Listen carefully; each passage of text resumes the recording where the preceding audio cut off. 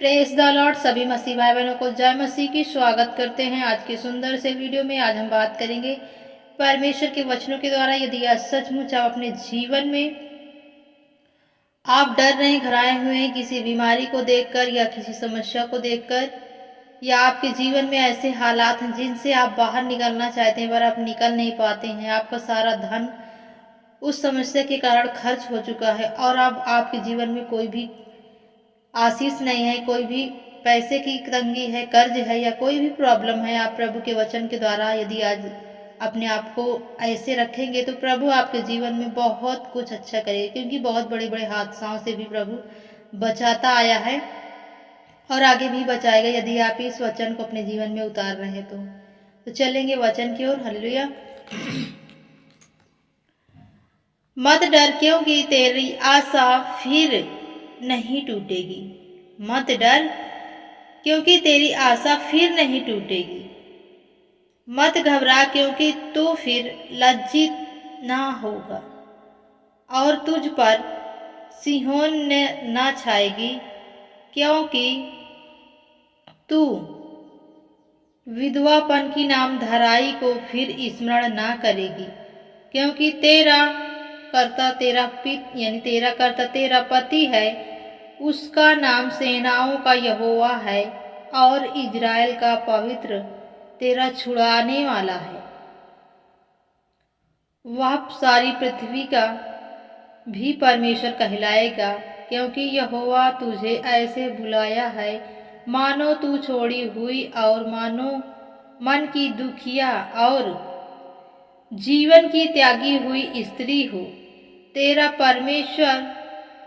परमेश्वर का यही वचन है। क्षण भर ही के लिए मैंने तुझे छोड़ दिया था, परंतु अब बड़ी दया करके मैं फिर तुझे रख लूंगा। क्रोध के आवेग में आकर मैंने पल भर के लिए तुझसे मुंह छिपा रखा था, परंतु अब अनंत करुणा से मैं तुझ पर दया करूंगा। तेरे छुड़ाने वाले यहोवा की यही वचन है। छुड़ाने वाले यहोवा का यही वचन है। यह मेरी दृष्टि में नूह के समय का जल प्रलय के समान है, क्योंकि जैसे मैंने शपथ खाई थी कि नूह के समय में जल प्रलय से सारी पृथ्वी न डूबेगी, वैसे ही मैंने यह भी शपथ खाई थी कि फिर कभी तुझ पर क्रोध न करूंगा और न तुझको कभी धमकी दूंगा। चाहे पहाड़ हट जाए और पहाड़ियां टल जाएं, तो भी मेरी करुणा तुझ पर से कभी ना हटेगी और मेरी दया शांति दायक वाचा न टलेगी। यहोवा जो तुझ पर दया करता है उसका यही वचन है। आमीन। तो हम इसे समझेंगे। मत डर, क्योंकि अब तेरी आशा क्या होगी, फिर नहीं टूटेगी। आज यदि आपके जीवन में कोई आशा टूटी है, आप निराश हैं, बेबस हैं, आपके शरीर में कोई ऐसी बीमारी है जिससे आप प्रार्थना करते हैं, दुआ करते, छुटकारा नहीं पा रहे हैं, तो आप डरे नहीं। प्रभु कहता क्योंकि आशा तेरी क्या होगी, नहीं टूटेगी। मत घबरा, क्योंकि तू लज्जित नहीं होगा। क्यों? क्योंकि प्रभु आपको लज्जित नहीं होने देगा, आपकी समस्याओं को दूर करेगा, क्योंकि सेनाओं का यहोवा किसकी ओर है, आपकी ओर है।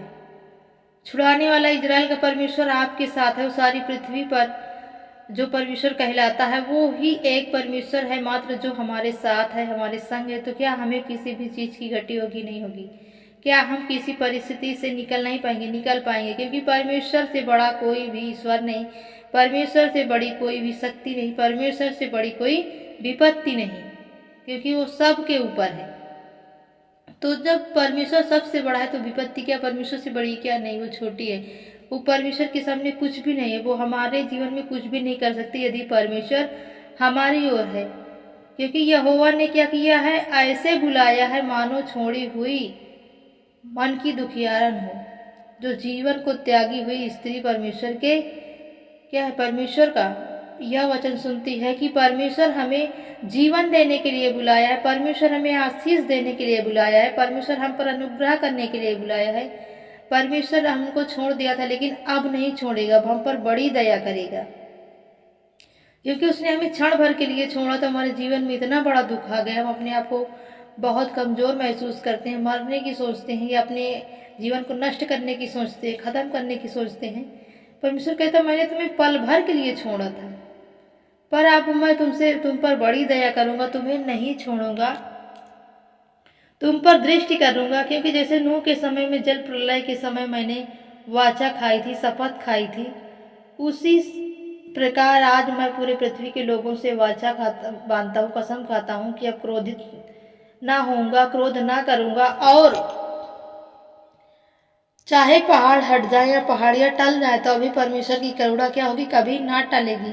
क्योंकि शांतिदायक वाचा परमेश्वर कहता है कभी ना टलेगी, मैं तुम पर दया करता रहूंगा। क्योंकि परमेश्वर कहता है मेरा यही वचन है। यदि आप विश्वास करते हैं कि परमेश्वर का वचन जो कहता है वो पूरा होता है तो होगा, और आप विश्वास में बने रहें तो परमेश्वर आपको, आपके परिवार को बहुत आशीष दे। God bless you. आमीन।